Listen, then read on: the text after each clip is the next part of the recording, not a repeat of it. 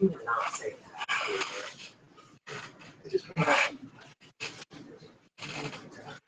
Super tough.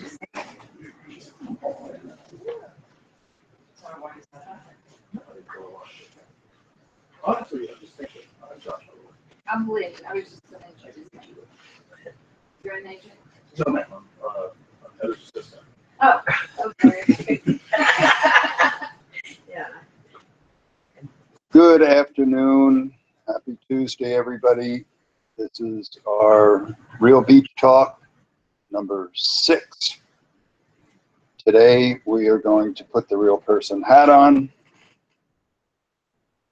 because we're going to be talking about real persons, real for sale. You have a handout that's on the website that you can make copies of and hand out to for sale by owners. But we're going to talk like we are a real for sale by owner. So it says how to be a for sale by owner. 14 things to consider if you're going to sell your own house. First question is, can I be a for sale by owner? Answer is sure, you can be a for sale by owner. It's very possible to sell your own house.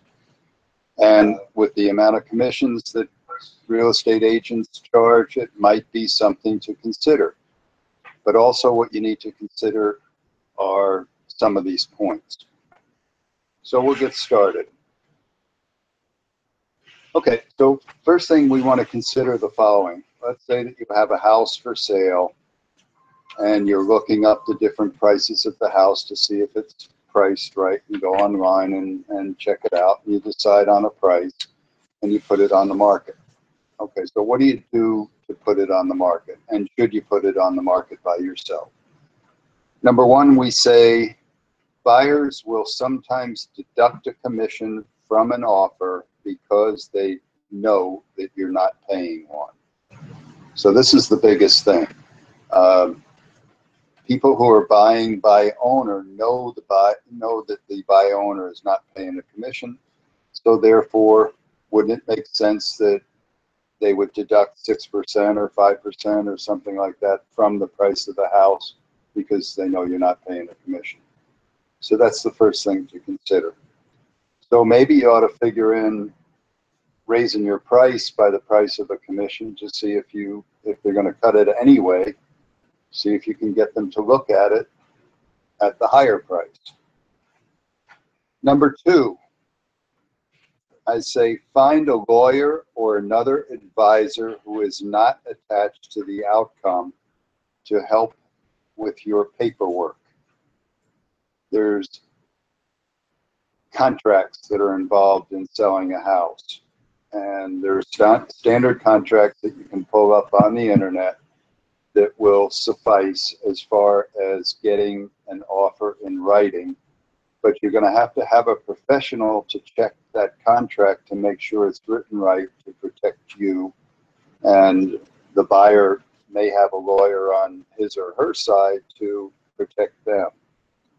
So a lawyer or another advisor who isn't attached to the outcome. So if buyers are going to come in expecting to get a good deal from you, they may start with offering you a very low price, a ridiculously low price. If you're attached to the outcome, you're going to tend to be a little bit against that offer and even be insulted and get rid of the buyer. So remember, you are assuming the role of a real estate salesperson, so you can't get offended by what people are saying to you about the condition of your house or the price of your house.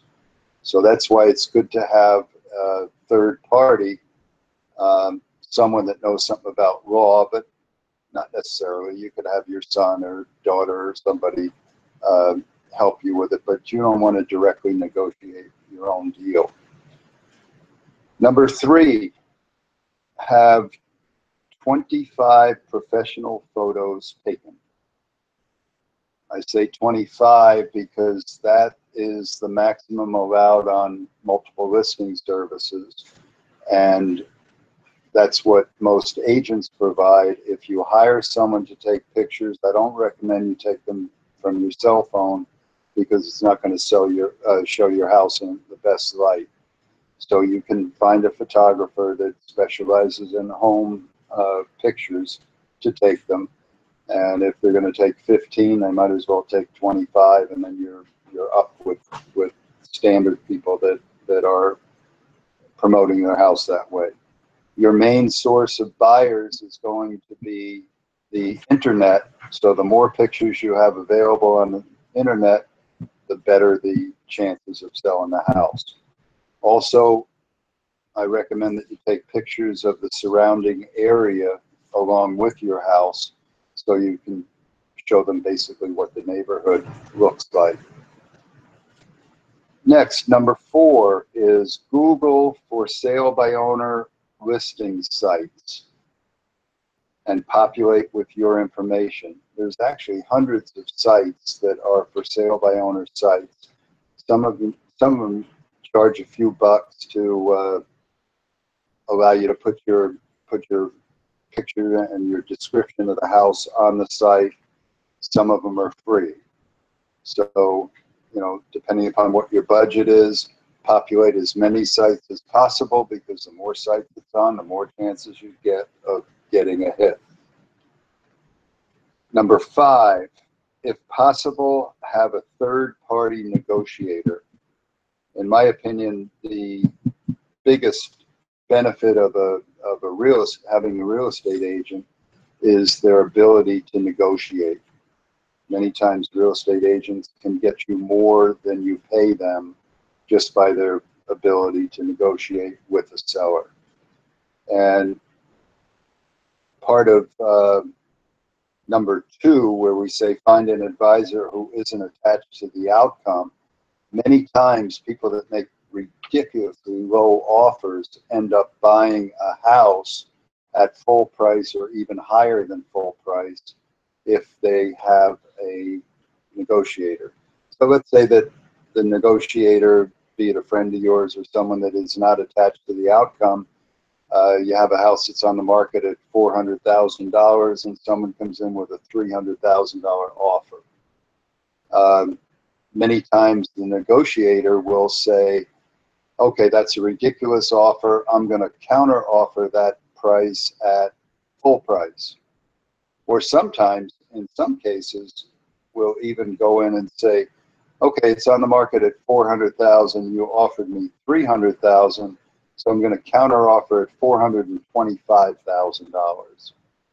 Now, this would generally set off the buyer, but it would tell the buyer one thing pretty important, that you thought that offer was so ridiculous that you went ridiculous on the top part.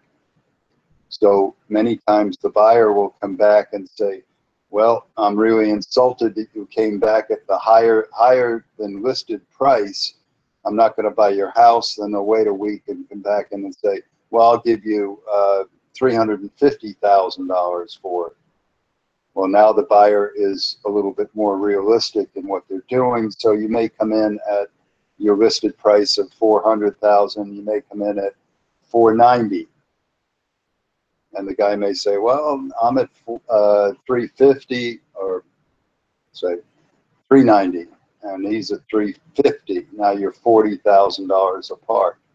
So he may wait another week and come in at $360,000, and you may come in at $380,000. Now you're $20,000 apart. Generally, you get to a point in negotiation where you're stalled, and the buyer is offering too low a price, the seller is countering at too high a price. When you get right down to the end of the negotiation and you're $20,000 apart, many times you can put a deal together by doing what? Any ideas? Financing? Huh? Building financing? Owner financing, but even simpler. We went from $100,000, $125,000 difference in offered price to accepted price, and you wore them down. Both sides were worn down to now you're $20,000 apart. So the seller is aggravated because he can't get his price, and the buyer is aggravated because he can't get the price. So the negotiator comes back and says, hey, let's try equal pain for equal gain. Let's take that $20,000 and cut it in half. And now you come up half and you come down half. And now we're at $470,000. And many times the deal can be put together like that. But if it's the seller, you as the for sale by owner negotiating directly with your buyer, the chance that you aggravate one party or the other is so great that it's much better to get a third party to negotiate for you. And they don't have to be a skilled negotiator. They just have to be calm. And this is an emotional purchase. So the middle of the road negotiator can many times put together a deal for you that will be equally painful on each side, but you get the job done. So that is number, what do we got?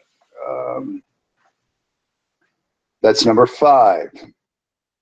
Number 6, be available to answer your phone to set appointments for showing. When we teach real estate agents the best way to be a real estate agent, we generally say you'll be a good real estate agent if you show up, if you answer your phone, and if you do what you say you're going to do. If you're a buy owner and you're selling your own house and you've spent money and time to promote your house and somebody calls on it and you don't answer your phone, the chances of them calling back are not too great. So if you're going to be a for sale by owner, make sure that you have a cell phone available and that you tend to answer that phone right away. Just an aside, when you answer your phone, try not to give too many details about the property. Try to set an appointment to get the people to look at the property rather than tell them stuff on the phone, because the likelihood of you telling things on the phone that might be what the buyer doesn't want and allow them to get off the phone, that's not a very good way to sell your house. So be available to answer your phone to set appointments for showings. Number 7, let the prospects view the house without you following them around. So this becomes a little tough from a security standpoint because you don't want them to go in and take the Rolex off your dresser. But you also don't want to follow them around because they won't tend to look too deeply into your house and find things that they like or don't like because you're right behind them and offering them a bunch of suggestions or advice or pointing out that this happens to be a bathroom and this happens to be the master bedroom. They pretty well know that. So if you can stay away from them so you don't hear what they're saying, that's fine. Let them talk between themselves or amongst themselves and then come to you to answer any questions that they may have about the property. Number 8, give interested parties a property disclosure as required by law. So you'll have to go online and get a Florida property disclosure document. It's about a 3-page document, and it asks you a bunch of questions about what you know about the house. And it's required that you have one that you present with a contract before you get a contract for sale on the house. It's pretty detailed. It asks for a lot of details, but it has generally 3 different answers that you can put to each question. Yes, I know about a leak in the bathroom. No, I don't know about, there is one, there isn't one, or I don't know. When in doubt, say you don't know, because it's a legal document and it could come back to haunt you if you start to exaggerate on the answers to the questions.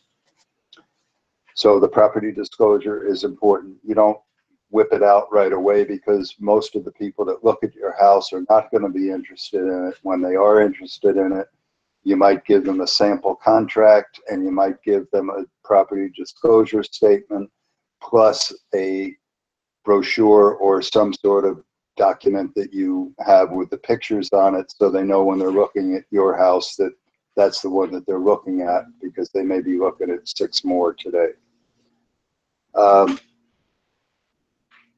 This is an interesting one, number 9. Offer buyer agents a commission of 3% if they bring a buyer to your house. A standard co-op commission for real estate people, agents in this area, is 3% for the listing agent, for the marketer of the property, and 3% for the agent that brings the buyer to the property. Since you are the owner of the property, you are the listing agent. That's why I'm saying to do all these things, because you're doing some of the things that a listing agent would do for you, but you're saving 3% on the price of the home but if you do these things. So most of your calls, unfortunately, are going to be from real estate agents, because for sale by owners are a great source of business for real estate agents. Now you can throw them away and say, no, I am not cooperating with an agent. Or you can say, yes, if you bring someone in that buys the house, I will pay you a commission. Generally, from experience, I've found that co-op agents expect to have 3% paid. In this climate, when there's very few houses on the market, they're more likely to take a discount. Some agents, or most agents, will not balk too much at a 2.5% co-op commission, but they really start getting aggravated if you go to 2% or 1.5% or 1%. But of course, that's up to you. I'm just telling you suggestions, because you don't really want to throw away most of your calls that may be an agent that has a buyer. So if you're saving 3% at least on the selling side of the property because you're the listing company, then giving something to an agent is probably not a bad idea. You may not want to do it initially when you're selling the house, but if it's not selling quick enough, you may want to offer that incentive, and it's an easy incentive to offer. Now, I'm wondering, we have agents watching here. I imagine they're wondering, why would I tell for sale by owners how to sell their own property? Well, what do you think the answer to that is? They might not like the idea of selling themselves once they follow a few of these. No, once they read some of these things, it isn't that easy to sell your own property. And I think one of the biggest challenges that we have when we're selling our own house is that we're emotionally attached to the house. And it's a very emotional deal. You're moving, you raise your kids here, and whatever, it becomes pretty traumatic experience to do that. I'm telling you how to do it because if you do these things, you have a pretty good chance of selling the house, but you may not. And most for sale by owners end up listing with a real estate agent anyway. But if you're going to be a for sale by owner, we want to gather trust, get trust of us from you. So why not tell you how to do it? You can Google how to be a for sale by owner and get the same information, maybe not as detailed as I'm giving it to you, but you're going to get it anyway. So if you're going to do that, why not do it? See, we have 400 agents in our company, and most of them will go and badger for sale by owners when they are committed to be a for sale by owner. And I've found that people get excited about selling their own house sometimes, and that's why Home Depot has a big department with little lock boxes in it, and for sale by owner signs that are very nice, and riders that you can put on it. And so if you're talking to a for sale by owner as a real estate agent, and you're approaching them right after they decided to sell it themselves, there's a certain amount of excitement when you're getting ready to sell something, and you know that you're going to save $5,000, $10,000, $20,000 by selling it yourself. You're all fired up. You just bought the signs from Home Depot, and you've got the new lock box, and some agent says, hey, you're stupid to sell it yourself. Well, that's not, that agent is going to be very well received by you, because if you're all fired up about doing it, do it. You know, some people do, and they're successful at it. Other people are not. So hopefully when you read these 14 little things that I'm telling you, you'll either stay excited about doing it yourself, or you say, hey, this is not my bag. But it's very important for us to be transparent with you about what you're doing to sell a house. Now, supply and demand is the major thing that we're looking at. Right now, supply of homes is very, very, very low.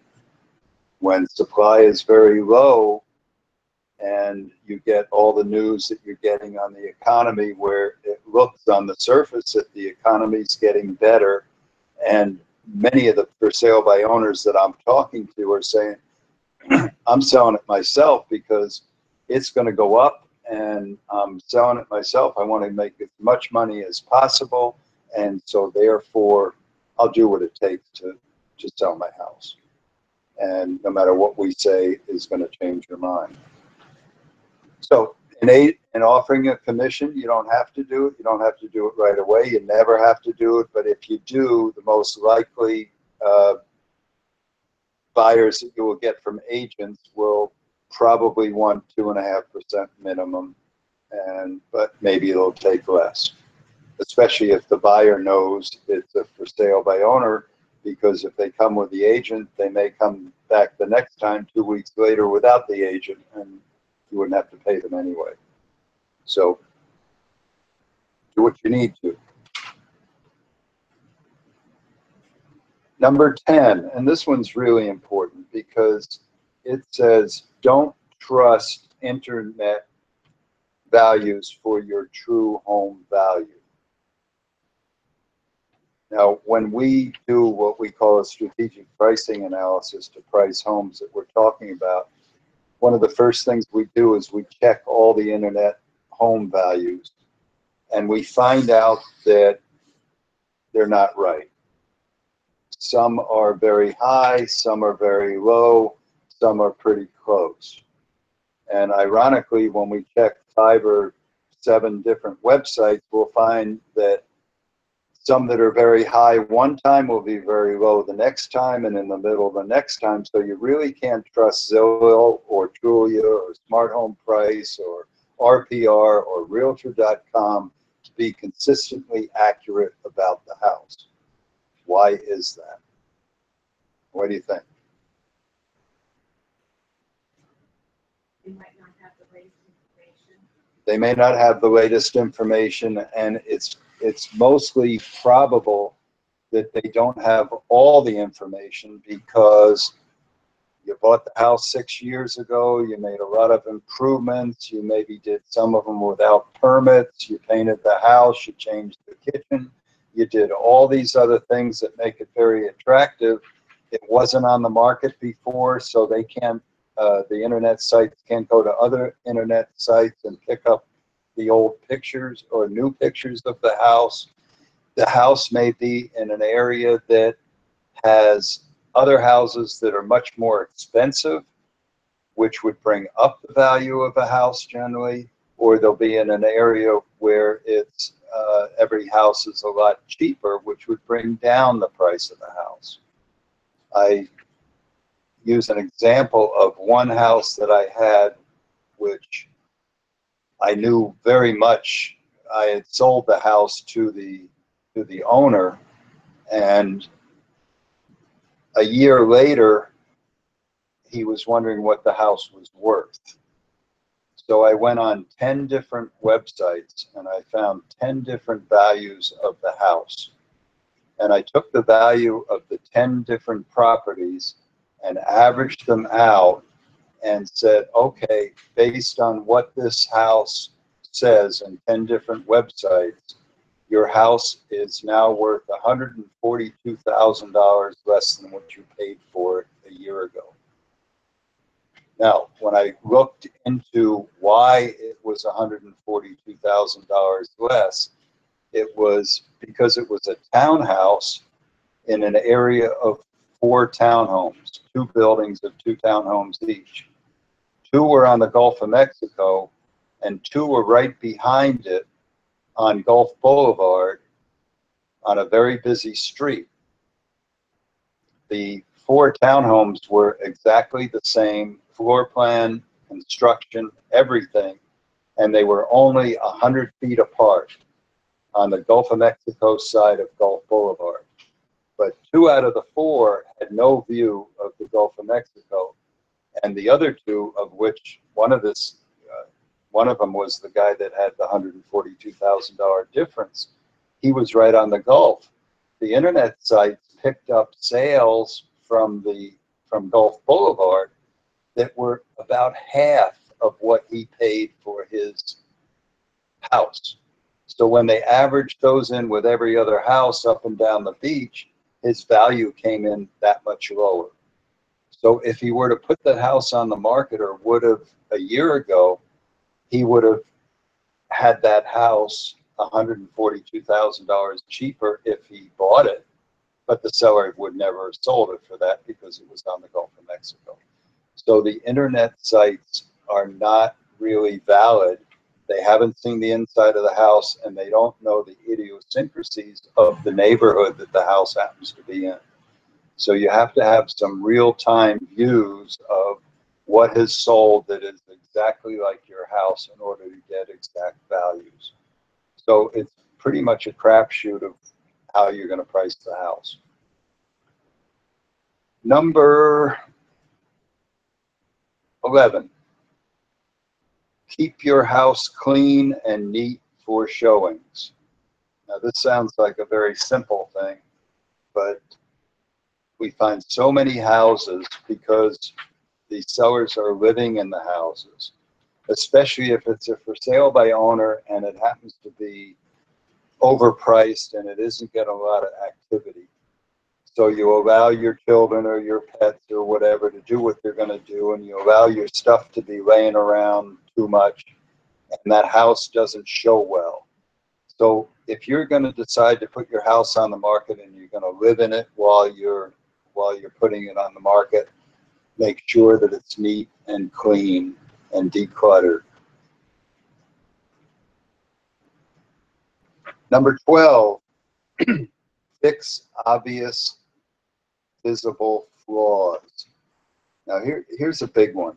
Obvious visible flaws. If you're having someone come in and they're finding 2 broken tiles by the front door, then they're going to think that there's a lot more broken tiles throughout the house. So the amount of money it would cost you to upgrade and fix the broken tiles is minuscule compared to what it may cost you in getting a low offer based on little insignificant things that need to be fixed. If you really want to do it right, you would have a home inspection done on your house before you put it on the market. We use a thing called certified pre-loved homes for some people that it's a good idea to get a home inspection and then read that home inspection. They're generally about 60 pages long, and they cover everything that might be wrong with that house.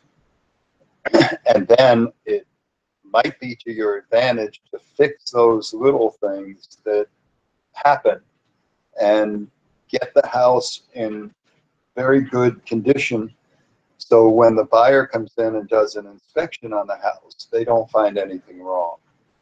And at the end of this presentation, I'm going to tell you how to handle a contract when you get one. So it's a good idea to get inspection. If you don't feel like getting inspection, they'll cost you about $300. to get a certified home inspection, and it will give you an idea of things that you might want to fix or not want to fix.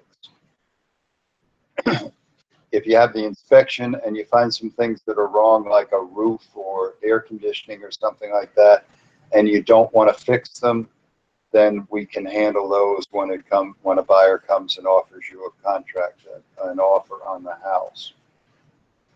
But first case, besides keeping the house neat and clean, fix the obvious things that are wrong with the house.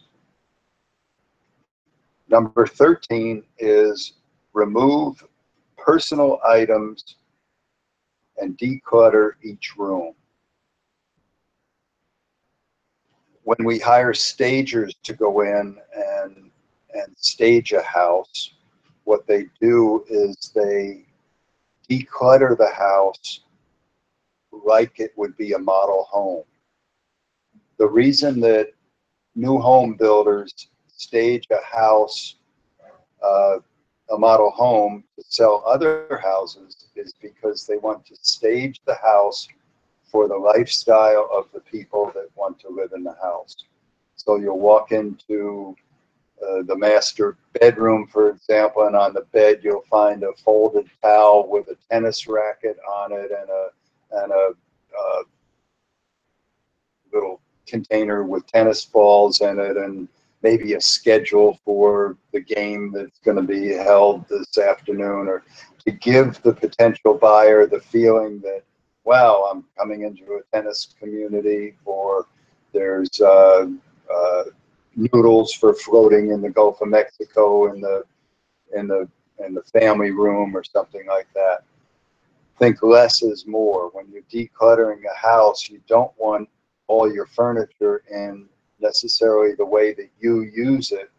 You want it staged in a way so there isn't much clutter in the house, and you want to take as much furniture out of the house as you can and still live in the house conveniently, because you want all the rooms to look as big as they possibly can be.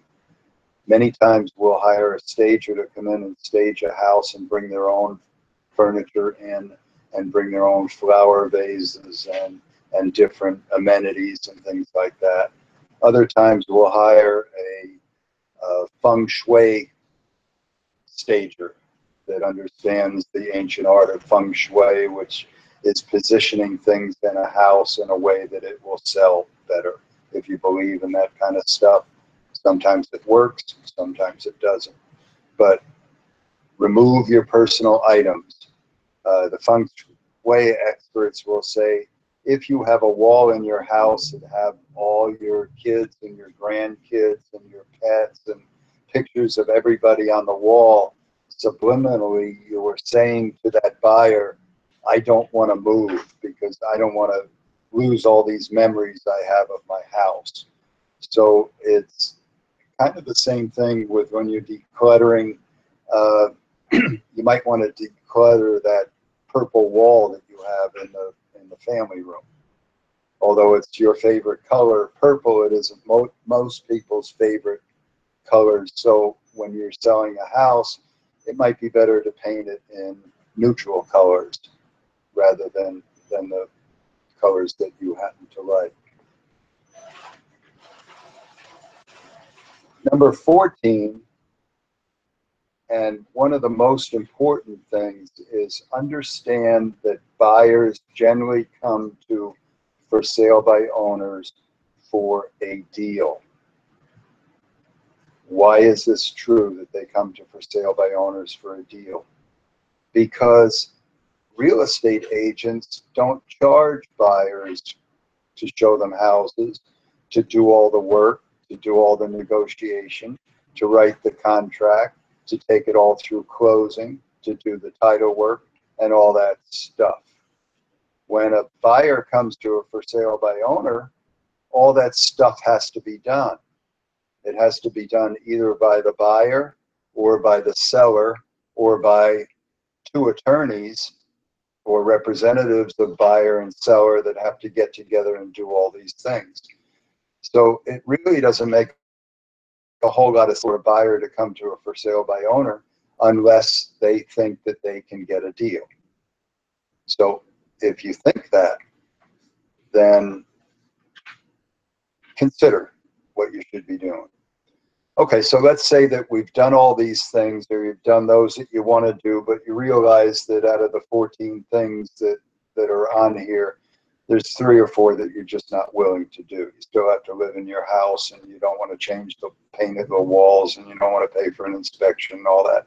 And you get people that come in and you say, most people don't want to tell you bad things about your house, so they'll generally say, oh, it's a very nice house, and this is something that we're going to think about, and we'll give you a call back.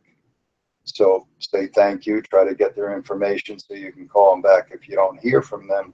But if they happen to come in and they say, I really like this house, and I'm going to offer you, you want $400,000 for it, I'm going to offer you $350,000 for it.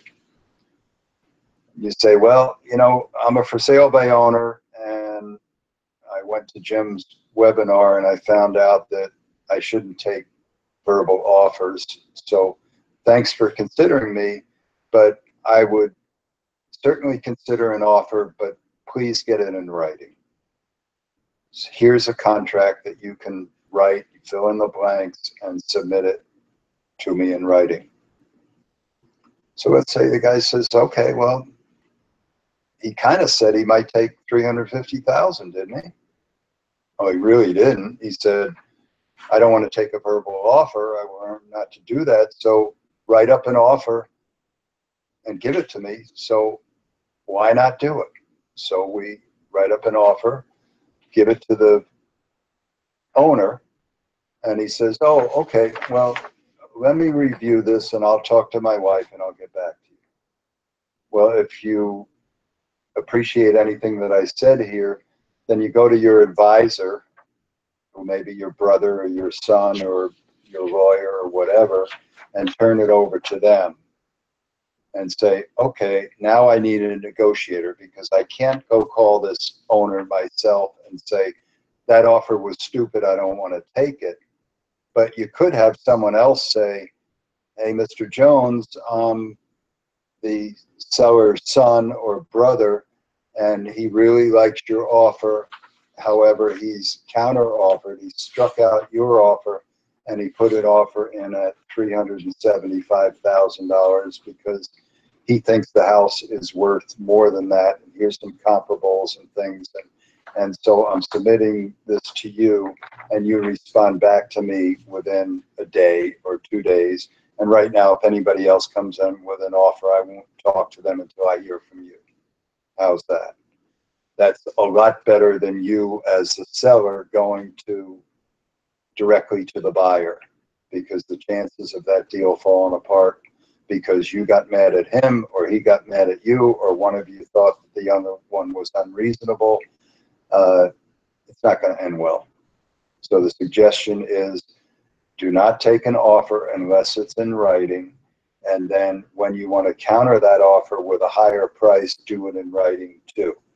It may not be legal and everything may not be signed properly and everything else, but once you get to a price that you both agree on in writing, then you can go to your representative and make sure that you have a proper contract that's written properly. So the deal falls apart. So now you know that you were offered $350,000. You know how many people have looked at the house. You know some of the comments that they made. You're getting a pretty good feeling about whether this house is going to sell at the price you want, or you'll get a pretty good price of what it won't sell at, which is the price that you have it at. So many customers that are planning on hiring an agent go through these steps first because they don't want to leave any money on the table. And a 6% commission is leaving a substantial amount of money on the table, in spite of the things that you have to do. When you're looking at a $400,000 house, that's $24,000 in total commission. And if you can save that, I wouldn't be against anybody doing that if they think that they could do it as well as an agent. And many times they can. So what if you really don't want to be a for sale by owner, but you want to use the for sale by owner process to pick an agent? What do you think you do then?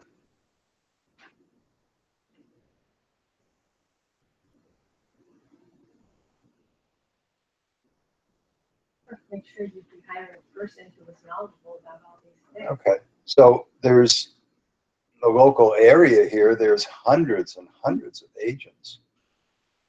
And if you ask the hundreds and hundreds of agents if they're good agents, what are they going to say? Yeah. Okay, so how are we going to find out if we want to hire an agent? And maybe in order to hire the best agent, we go in and we interview a bunch of agents, and then we decide to be a for sale by owner anyway. Do you think that may be a tactic? It's one that people use, right? Okay, so let's say that our deal is we're going to sell our house for about $400,000. We want to be for sale by owner and save $24,000. We're willing to do all the things. Our job is a salesman and something else, so we know basic sales techniques. And we want to find out if our house is priced right. So we go on the internet sites and we find out that the average of 5 different values or something comes out to around $400,000. So we're guessing that the house is going to be priced fairly reasonable at $400,000. We go to Home Depot and we put our sign up, and we put open Sunday on it. We spend a little bit extra money and get an open house sign, and we put that sign up. Now, the first call that you generally get on a sign is one of two. One is your neighbor saying, I didn't know you were going to sell your house. And two is the first agent to drive by your for sale by owner sign that wants to get the listing. Okay, so if you want to try it by yourself, what you might want to do is not accept the call from the agent. Or you might tell the agent that I'm going to try it myself for 2 months or 1 month before I make a decision to go with an agent. Or you may say, I'm going to try it myself, and when I'm tired of doing this, then I'll interview agents for selling the home. Or you may put a sign up just to kind of troll for agents, because the agents that are going to call on that home are aggressive enough that they may be the right agents to sell your house. Because if the agents know you're for sale by owner, they're a little hesitant to call you because you want to save the commission. They don't want to pay the commission, so they're afraid to call you. So those that do might be agents that you might want to interview. So what I've found is pretty successful. And if you Google how to sell my own house, you'll find some of the sites that say, here's what you do. Put a for sale by owner sign up and interview at least 3 agents.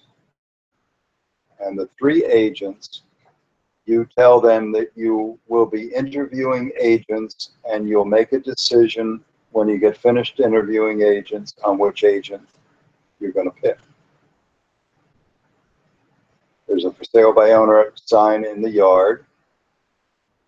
You can do that even before putting it on the internet, because those that are active and work in the geographical area, they'll be looking for that sign, and they're going to make a call. And they'll mostly say, well, I know you're going to try to sell your house on your own, but when you're ready to hire the right agent, I'm the right person for you, and I'd love to take a look at your home. So you just put the sign out, you pay $8 at Home Depot for it, And now you have 3 appointments with agents that were aggressive enough to be riding around the area or lost, and they saw a for sale by owner sign, and they call you, and now you set an appointment with them. Now, one of the numbers here, I said, don't let the internet price your home. So you picked a home, or you picked a price, you went to the internet, you priced it.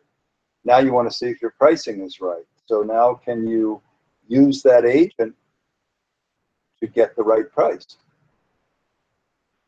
So if you're going to interview agents, I'd suggest that you do 3, because one's probably not enough, and 3 will drive, more than 3 will drive you crazy.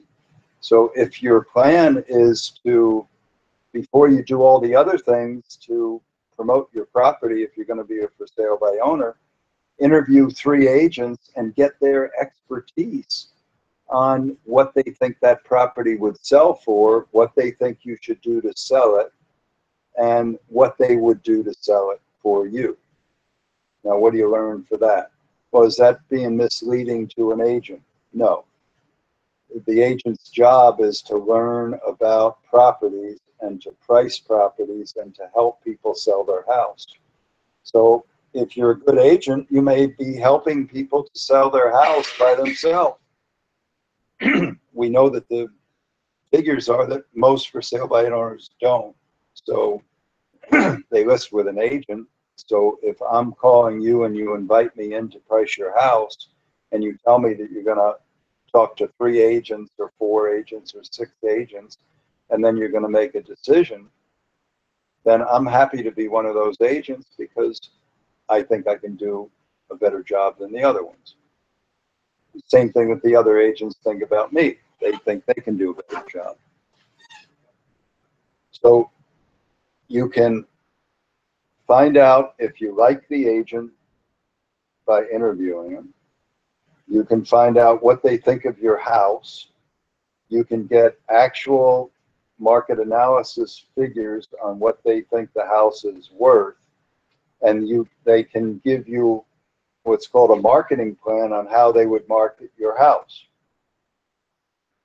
So let's say that you're fortunate and 2 out of 3 of the agents are really, really good agents. And they give you a lot of great ideas. And one agent is a complete idiot and gives you no good ideas. Well, what you've gained from that exercise is a lot of marketing expertise that you got from 2 agents, and you got 1 agent that you wouldn't hire if hell froze over. So you're now ahead of the game. So you got an idea of what to price the property at. You have 2 names of people that you might be able to fall back on if you get in trouble selling your own house.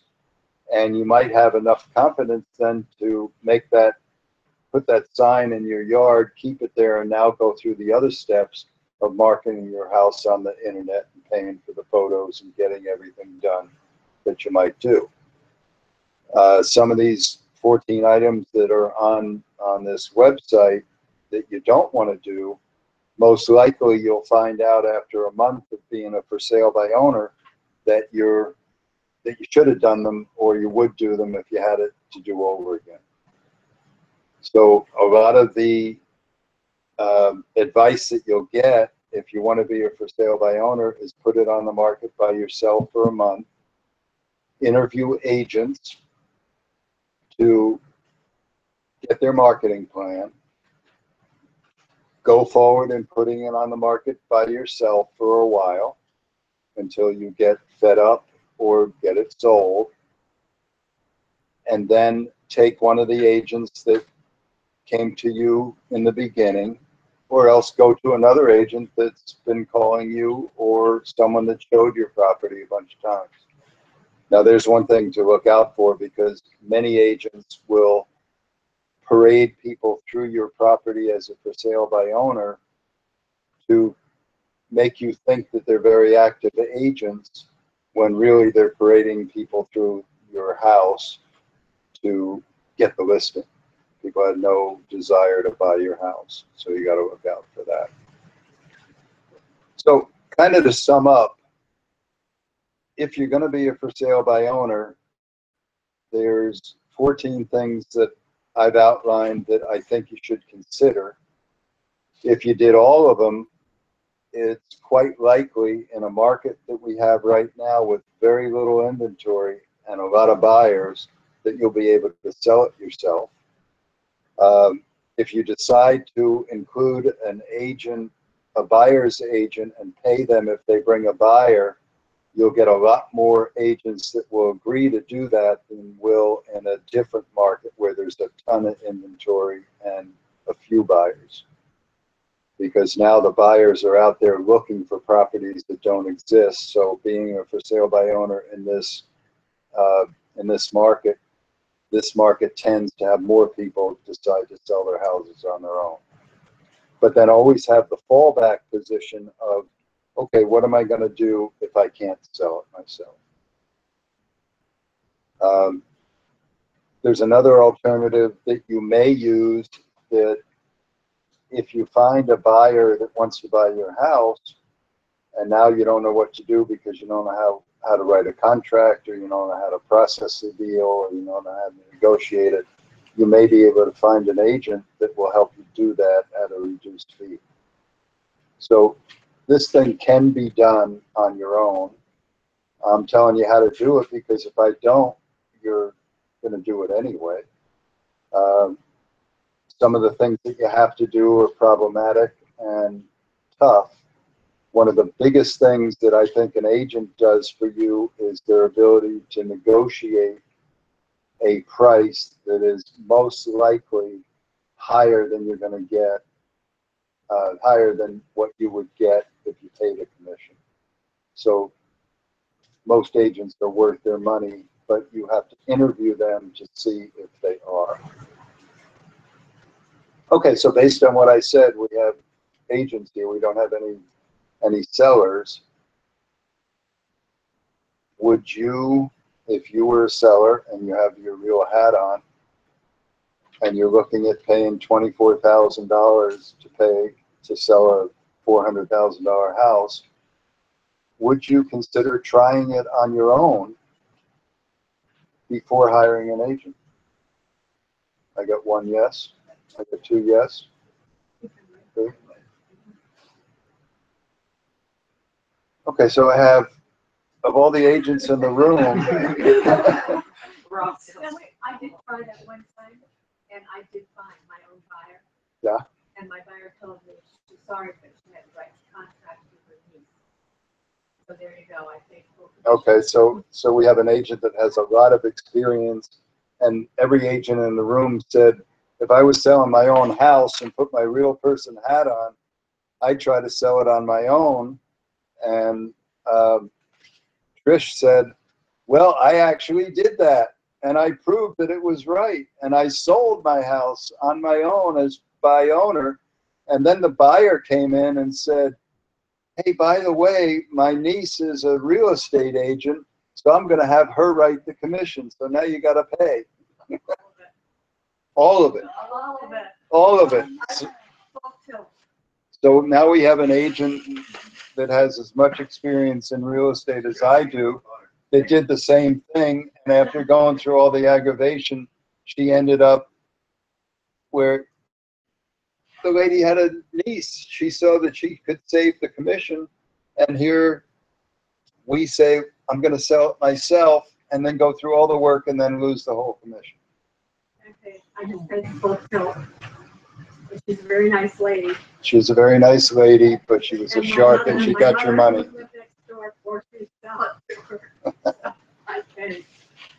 Okay, so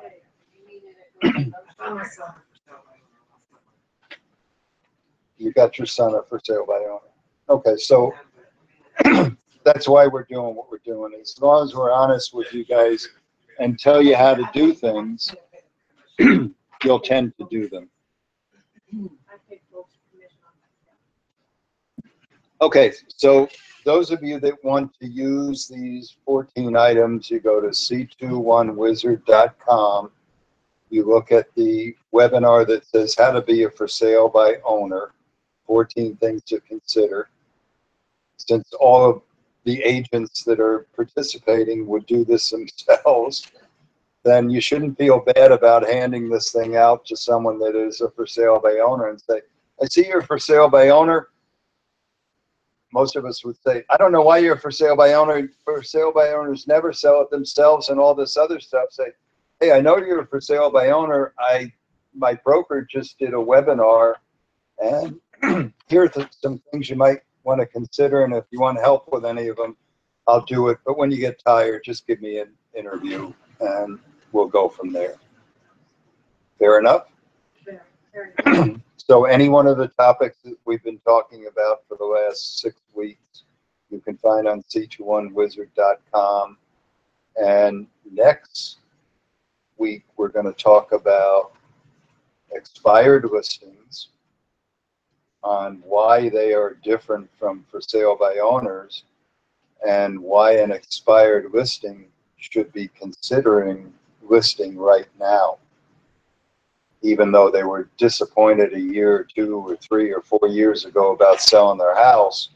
If they have any indication that they want to sell, this is the time to do it. So go back to all your expired listings 2, 3, 4 years back and tell them what I'm going to tell you next week.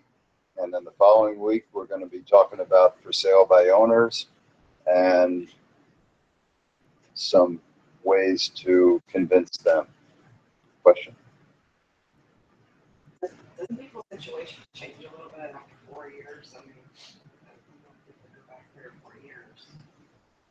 Good point. Good point to end on.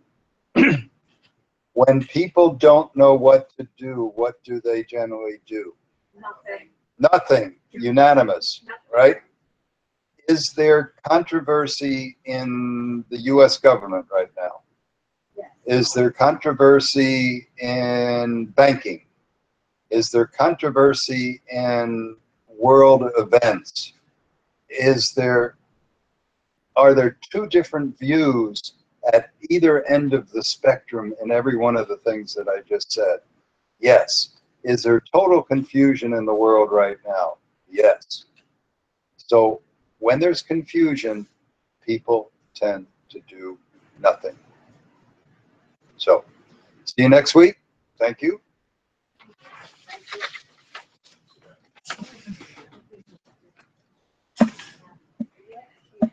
Well, my watch is 5 minutes off. So we're 2 minutes early. So I'm gonna send this to those people I was telling you about. I'm gonna call them and stuff, and I'm gonna tell them to listen.